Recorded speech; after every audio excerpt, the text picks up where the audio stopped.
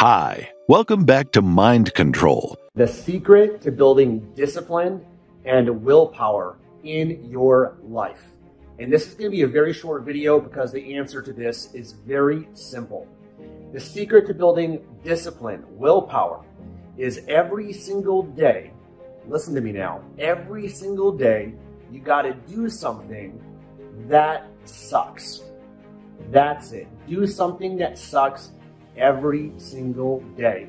Do something that's hard, that's difficult, that's uncomfortable, that you don't feel like doing it, but you do it anyways. That's how you build and cultivate the muscle, because that's what it is, the muscle of discipline and willpower. It's something that you build over time. It's something that you challenge yourself, and it gets stronger and stronger and stronger the more that you push yourself to do things that suck. Now, the king of this is doing a cold shower. Okay, cold shower. It's one of my favorite things I do in the morning. Very simple, doesn't have to be scary or that difficult. You take your warm shower. At the end of the shower, you turn the faucet on cold and you let it run cold for 30 seconds. You count to 30 and then you turn it off and you go about your day. That simple act right there, doing something that's uncomfortable, that sucks. You know, nobody that I know of enjoys taking a cold shower. There's a lot of great health benefits to it, but for the most part, it's doing something uncomfortable. That one act will build discipline and willpower and transfer to other aspects of your life. Now, maybe for you, it's making your bed first thing in the morning.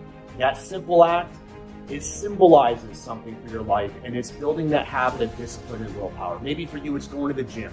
Maybe it's eating healthier. Maybe it's meditation, something that so many people are afraid to indulge in because they get bored.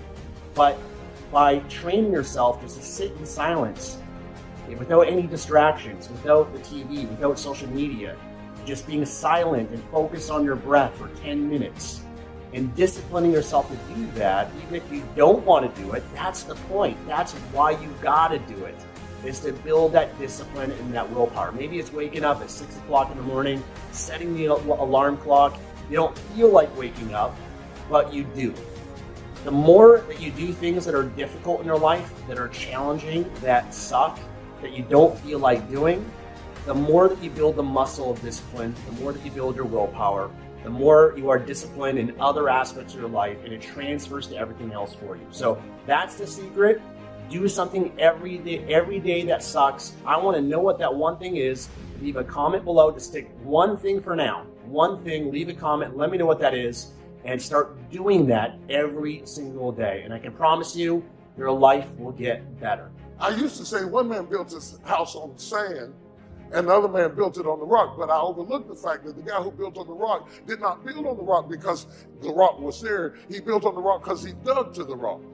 When we are doers of the word, we will dig for the rock. If you are hearers of the word, you go for the promise without the preparation. But in being a doer of the word, you will prep for the promise because you know the promise is shata.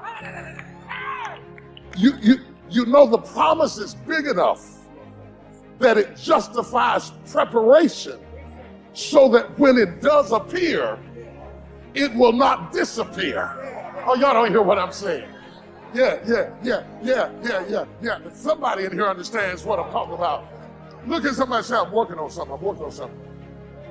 I'm working on something. I know it doesn't look like I'm working on something because you don't see no bricks and you don't see no fancy doors yet. You don't see no gables yet, but I'm working on something. I know it looks like I got a big old hole in my yard, but I'm working on something. I know I don't have shrubs like he got. I don't have roses like she has. I don't have stone walls like he had. That's all right. I'm looking shabby, but I'm working on something. When I get through digging down to this rock, as soon as I hit her, God is saying it is worth it to hit the rock. It is worth it to look bad for a little while and come up looking good for a lifetime than to look good for a minute.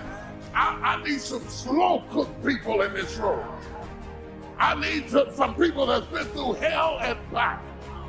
I need some people that's been dug down to the rock and said, having done all to stand, I'm going to stand anyway. Oh, if you got a rock in you, give the Lord a praise right now. If you want to be able to get your arms around a big organization that produces, you got to develop the skills. You've got to put yourself through the early disciplines. But now here's what's exciting about the disciplines. One of my key phrases for the whole day. Disciplines work miracles. Disciplines work miracles. And here's the first piece that works miracles. Number one, do what you can. Do not let neglect grab you by the throat. Don't let neglect stall you on your path toward prosperity and health, being able to become powerful, influential, rich beyond wildest imagination. Don't neglect what you can do. If you can read, read. If you can change, change. If you can grow, grow. If you can take one step, take one step. Do not neglect to do whatever you can do at the moment. Of course, you can't run a multi-billion-dollar business today. Mark couldn't either 10 years ago. Mark couldn't either 5 years ago. But I'm telling you, today he can do it because step by step, year by year, he took on what he could do. He didn't neglect it. He did the meetings he could do. He made the calls he could make. He read the books he could read. He took the classes he could take. And step by step, he got himself ready. I'm telling you, do not neglect to do whatever you can do because it'll work miracles. Of personal development first, productivity second. Now, do what you can. Here's number two, do the best you can. Hopefully you picked that up, especially from the president's team. That's how they got here with diamonds in their pins. They not only did what they could, they did the best they could. They've done the best they could. They've been able to do, and I'm telling you, that's why Herbalife has got this incredible reputation. They've picked up Mark's challenge that said, let us grow. Let us start with easy steps first. Let's do what we can first.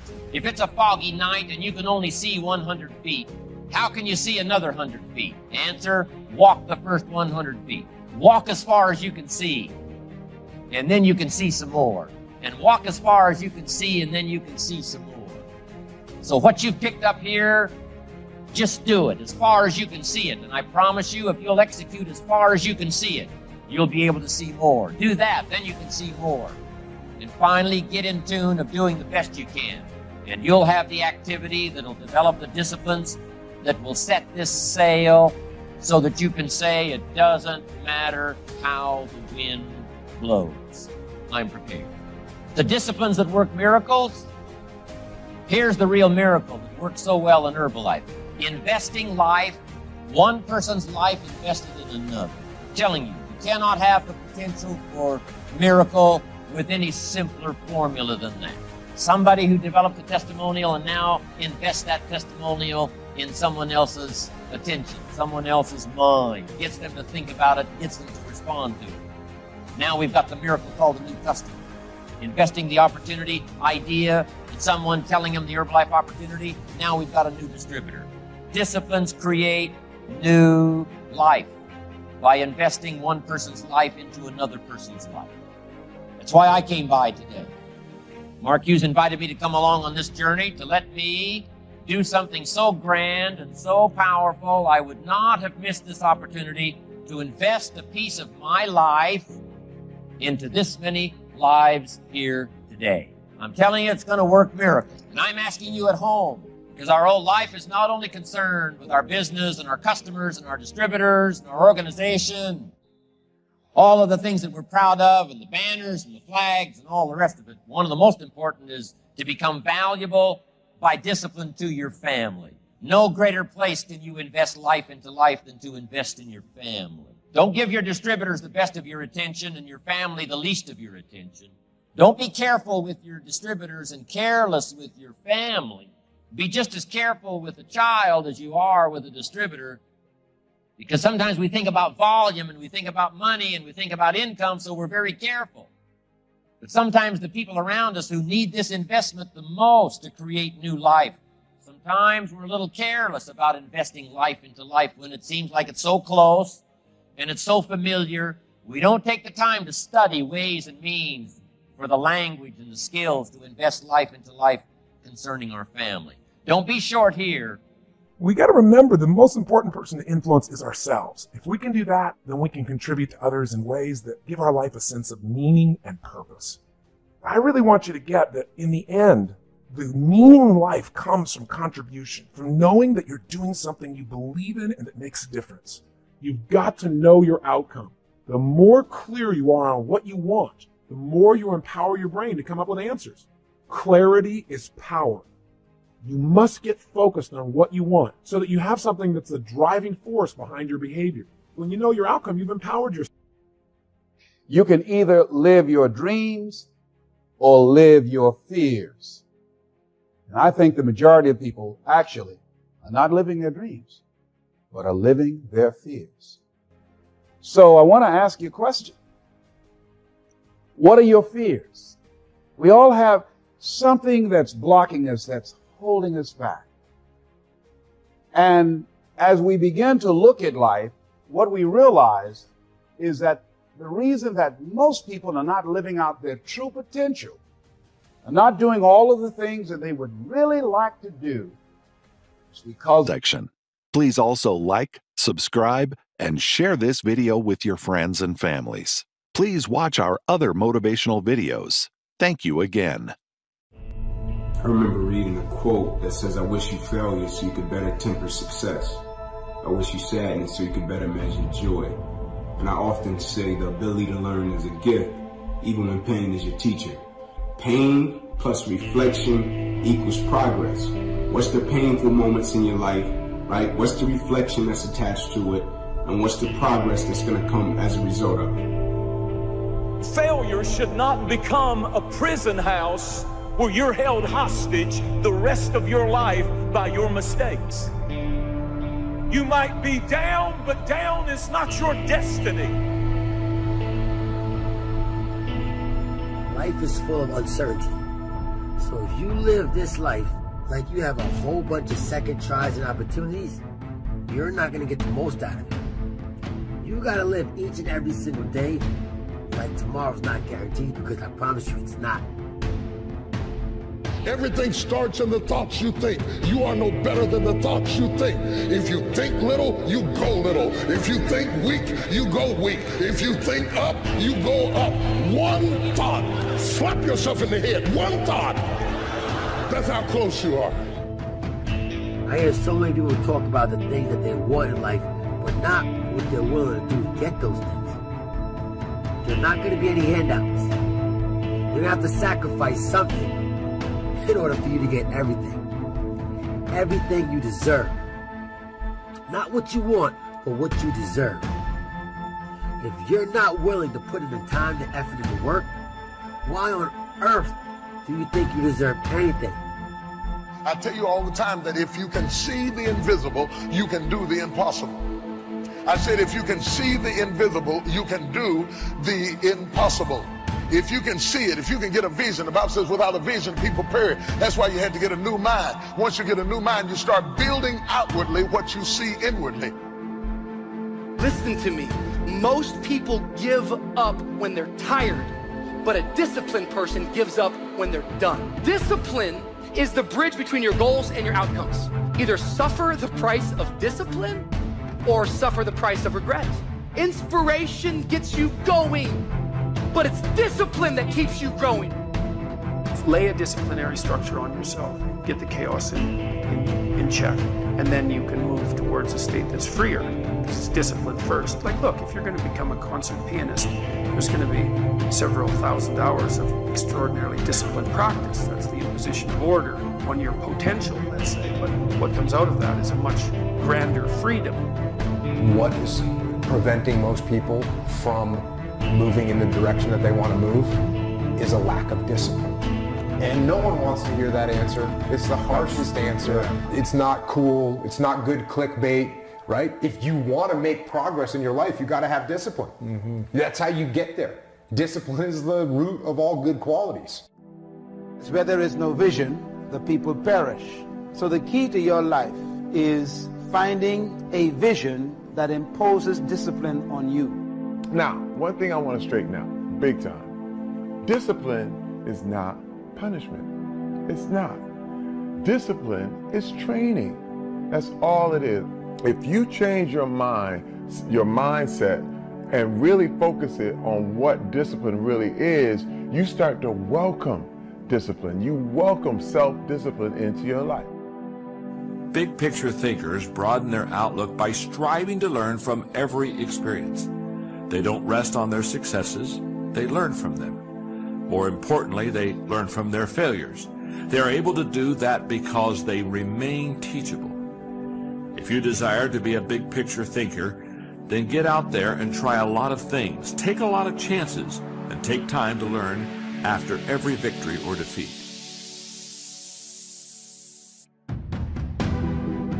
When you think about growing, the opportunity for growth, man, is limitless.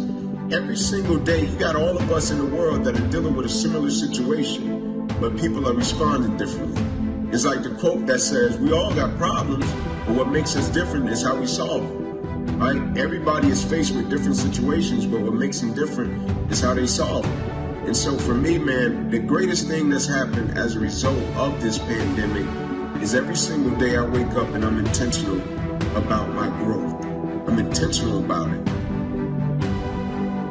Don't sell yourself short. Do not sell yourself short, because I know a lot of times we look for people to blame. We look for excuses as to why we're not where we want to be, when the answer is right there in front of us. Whenever you're in doubt, look yourself in the mirror and have that conversation with yourself. 9 out of 10 times, you already know what you have to do. You know what work you have to put in. But are you willing to do it? It's easy to go around thinking that the obstacle is too big, we'll never get well, this virus is going to get the best of us. We wonder why we don't have any strength, why we can't get ahead. It's because our thoughts are limiting us. We draw in what we constantly think about. You can't think defeat and have victory. You can't think weakness and have strength. Your life is going to follow your thoughts. Instead of thinking these weak, defeated, not able to thoughts, you need to think power thoughts. This sickness is no match for me. This virus can't stop my destiny. This trouble at work is not how my story ends. Victory starts in our mind. Success, breakthroughs, new levels depends on our thinking. Be careful what you think, because your thoughts run your life. Here's the clue. Make rest a necessity, not an objective. The objective of life is not to rest. The objective of life is to act. Think of more disciplines. Think of more ways and means in which to use your own wisdom and your own philosophy, and use your own attitude, your own faith, your own courage, your own commitment, your own desires, your own excitement. Invest it, invest it, invest it, invest it in discipline so that it's not wasted. The smallest of discipline. Thereby transform your life. Join the 5%, join the 10%, join the 3%. If you don't do that, if you get up and you just have no discipline whatsoever, you get no value of anything. You know, diets don't work when you don't do them. Exercise doesn't work when you don't do them. But most of the people have some experiences that they want to shift.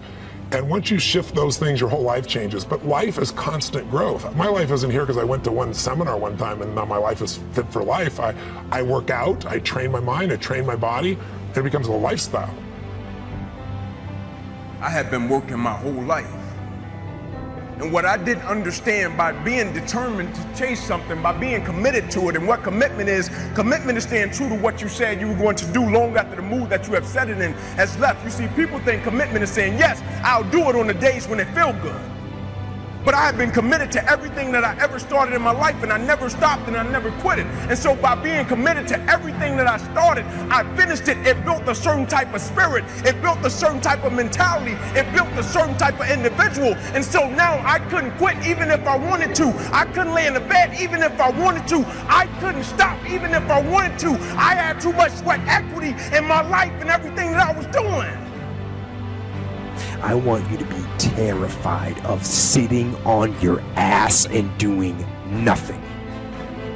That is what I want you to be afraid of waking up in 6 days or 6 weeks or 6 years or 60 years in being no closer to your goal, you've made no progress.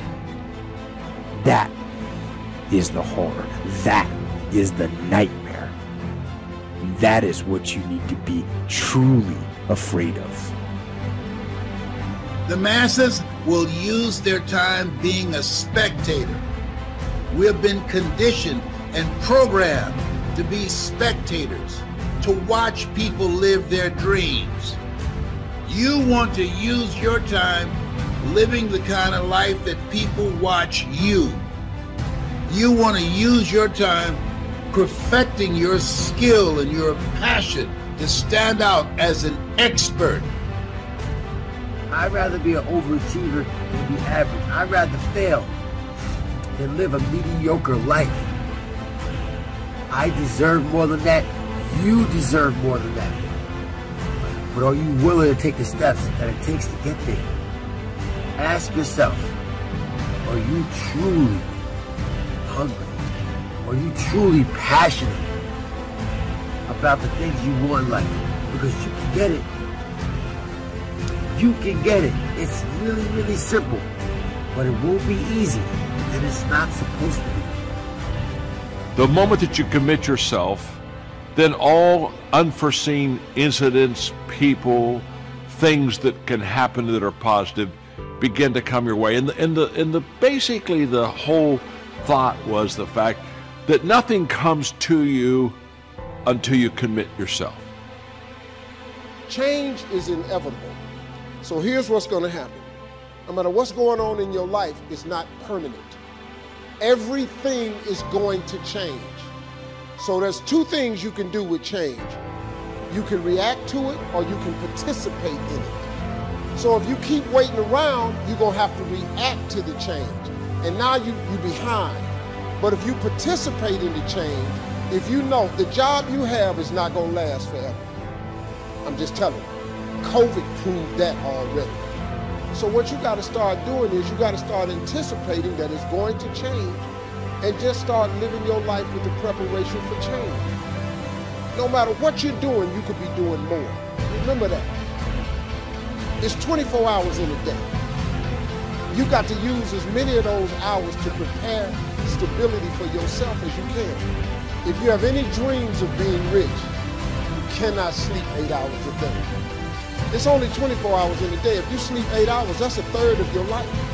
How can you cannot be asleep a third of your life and become successful. You can't. You know, we kind of have this idea that you have a certain delightful, wonderful, positive freedom as a child, and then that's given up as you approach adulthood. But the truth of the matter is that you have a lot of potential as a child, but none of that is capable of manifesting itself as freedom before you become disciplined. And discipline is a matter of the imposition of order, and the order is necessary, especially for people who are hopeless and nihilistic. And lots of people are hopeless and nihilistic, way more people than you think. And part of that is because no one's ever really encouraged them.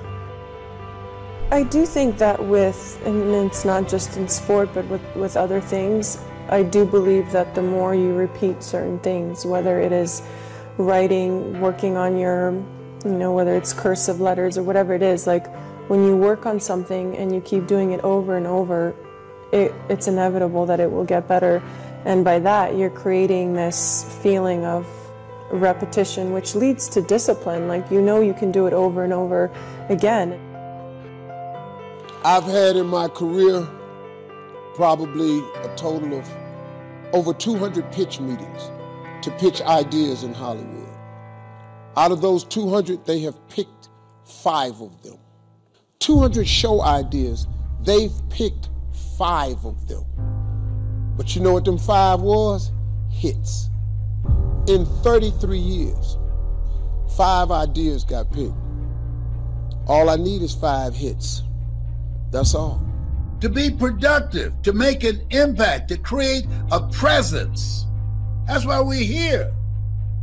To work. Work. To leave our mark.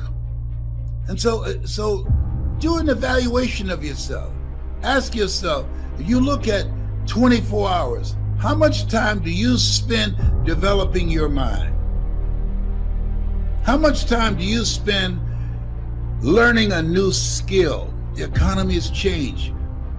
47 million jobs will be lost to artificial intelligence. Majority of money being made on the planet is being made virtually at home on a computer. The game has changed. And I'm encouraging you, get around people who are using their time productively, because people rub off on you.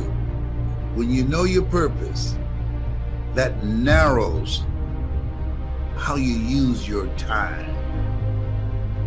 How are you using your time? You have something special. You have the ability to do more than you can ever begin to imagine. If discipline comes from somewhere else, it's very, very hard to remain consistent because you tend to resist. It's wild because I see trainers and they're in the gym with people and the guy or girl that they're working out hates their workout, hates it, because the discipline is coming from somewhere else. It's something that you dread every time you go in. You don't really want to do it. It's like, but oh no, my trainer's here. He's about to, beat me up and make me feel crazy. Well, the truth is, every trainer should work his way out of your life. So you can go ahead, do your own workout, do your own thing, practice self-discipline. Resilience is very different than being numb. Resilience means you experience, you feel, you fail, you hurt, but you keep going. When we are hit by a crisis, people that just kind of go numb, which basically means that I feel nothing, I'm not learning, I'm kind of like not even living, and that makes us a victim. When we go through the crisis, we don't go for numbness, we go for resilience, and resilience is alive, it is learning, and what happens is resilience makes us victorious.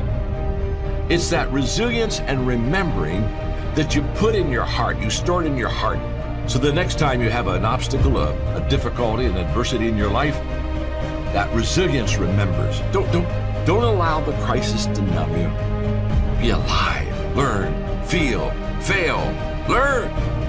That's what it's all about if you want to make this difficult time a good time. Motivation doesn't get anything done.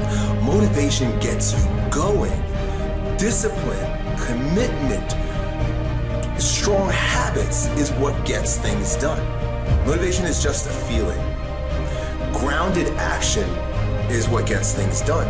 So here's my invitation to you. The next time you feel motivated, don't do anything grand and exciting or set any lofty expectations for yourself to like stay that way or whatever the case may be.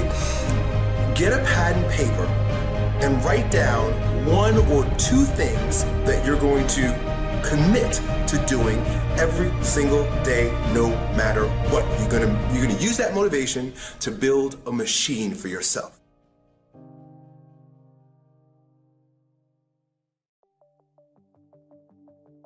So you make up what the future is. If your present is painful, you can escape to the past and get out of the pressure to change. How many follow this? Say I. Or you can escape to a future because no one knows what it is for sure and you can make it up. But if your brain links it's been painful in the what? Past, in the, and it's even worse in the, it'll change like that. Who here has ever stayed in a relationship that you knew was not right for you? It wasn't right for you, it wasn't right for them. Who has ever stayed in a relationship way too long? Who's done this before? Raise your hand, say I. It wasn't good for you, it wasn't good for them, yet you stayed. Why? Why? Because even though it's painful in the present, what'd you do? You said, it'll get better over there in the future. Who finally changed? Who here finally changed that? Say I. How'd you do it? Your brain went, it's painful now, it was painful in the past, it's gonna be worse in the future, that's it. That's what I call a Dickens pattern. When you lock in pain in all those places, there's no place to escape, so you change. It's like if you put a wall here, and a wall here, and we close them in on you, amazingly, you'll move forward. That's what we're talking about. Giving yourself leverage on yourself that way, not having someone else do it to you, you do it to yourself. That's when you got the power in you. If you look at a business, the chokehold on the growth of any business is always the psychology and the skill set of the leader.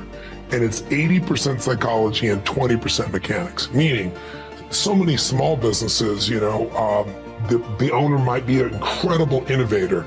Maybe they write incredible code. Maybe they're a tremendous influencer, but they don't know the economic side of their business, right? And they find themselves getting in trouble because somebody's giving them financial information after the fact. They don't have true financial intelligence to make decisions, and they get caught up. Can you give me an example of a business like that? You don't have to name names. Yeah, no, I'll pick my own examples.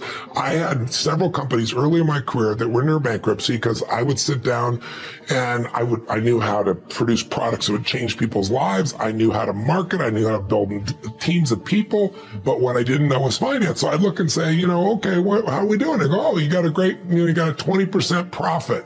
You know, you got $2 million in profit in those days, little tiny company. And I come to the end of the year, there was no cash, right? I didn't know that profit is a theory, right? You know, and so just not having that skill, or someone might be really great in finance, but they're not any good in marketing. So sometimes it's a skill problem, but 80% of it, you can solve those skills. You can get those skills if you can change your psychology. But when you accept that, oh my God, the market's down, or oh my God, the economy in our area is down, when you allow the environment to control your psychology, you're not going to win. I always tell people, I said, tell me your schedule. And they'll go, well, you know, I go to work and I work 9 to 5 and I come home, I'm exhausted. And so, you know, when am I going to start a business? I said, well, what about the other 8-hour shift? Because that's what I did, right? I had to be able to work from 8 to 5 in a normal job. And then I started working as a janitor because I worked my own hours in the middle of the night. But I worked 8 to 5 and literally I'd come home, I'd get a bite to eat, and then I'd start my work at 6 p.m., 6:30 p.m. And I go from 6:30 to 2 a.m. And I'd get another 7-8 hours in. And that's how I built everything in the beginning. That's honestly what's required. And to not do that is to cheat yourself. Because in the end, what we get will never make us happy. You know, it doesn't matter what you get. Doesn't matter whether it be money or opportunity. All those things might excite you for the moment. You know, even a relationship, as magnificent it may be, might be exciting for a while. But if you don't keep growing, that relationship isn't going to stay exciting. So the secret to real happiness is progress. Progress equals happiness. And if we can make progress on a regular basis, we feel alive. And that's why at the beginning of the year, we get this thing like, okay, I can have this fresh start.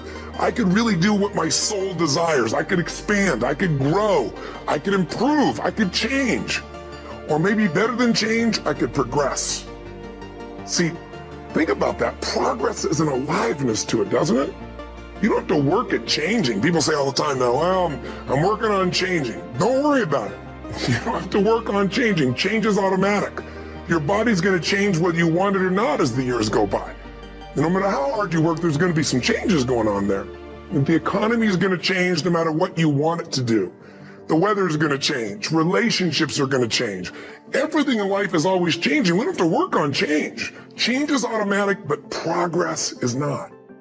So if you want to make real progress, then you really got to look at your life in a different way. You got to say, I got to take control of this process and not just hope it's going to work out like people do who make a resolution. Progress equals happiness. If you're not growing, you're dying inside. It takes courage to enjoy yourself. What are some of the self-defeating behaviors that we become involved in that prevent most people from enjoying themselves? Some people develop the what's the use attitude. Why bother? Some people have the I really don't care. And they convince themselves that they don't care and they don't feel anything. And after a while, they really don't feel anything. Their lives are empty. Some people say, well, it's really not worth the hassle. Just too hard. It doesn't bother me anymore. The fact that I'm not living out my dream. The fact that I'm capable of doing more and I'm not doing it. The fact that I'm content but I'm not fulfilled. The fact that I'm not living my dream. Tom Rusk and Randy Reed, in a book called I Want to Change, but I Don't Know How, said people go through life many times playing it safe. He says that's the secret hope, that they say to themselves, if I never let myself feel too good, maybe I'll never get hurt too badly. A lot of people don't ever do the things they're capable of doing because they allow themselves to go along with the crowd, following the crowd. Many people have things they want to do, and they find themselves in relationships with people who are addicted to mediocrity, and they allow their behavior to influence their behavior. Following the crowd. Many people don't do it because of the fact that they allow their lack of self-confidence to immobilize them. I remember when I wanted to go into business for years, that was an agonizing thought in my mind. I wouldn't try because I didn't believe that I could make it. Of the 5 things that you would like to do if you had the courage to do, I want you to pick one thing. Pick one. And here's how to set it up for yourself that will help free you and get you unstuck. What is the worst thing that can happen if you do it? So what's the worst thing that can happen? Let's say going into business for yourself, or changing careers, or getting a divorce, taking some kind of chance of something that you've always thought about doing, but you just haven't done it for whatever reason. What's the worst thing that can happen? Do the worst case scenario. Now, when you do the worst case scenario, you write those things down, the worst things that you fear would happen. When you name your fears that puts you in control, what are you afraid of? Name it, write it out so you can look at it. Confront that fear. What is it? I'm afraid that things might work out. What else, Les? Well, I've never been in business, okay? What else, Les? Well, I don't have all the help I need, okay? Good. What else, Les? Well, I don't have enough money, all right? Good. What else, Les? Well, I don't have a college degree. What else? I'm not as good as those other guys that I've seen up there speaking, okay? What else? Well, that's all I can think of right now. Okay, good. Now that takes you to the next step. What are the benefits? What are the benefits of your acting courageously, taking life on?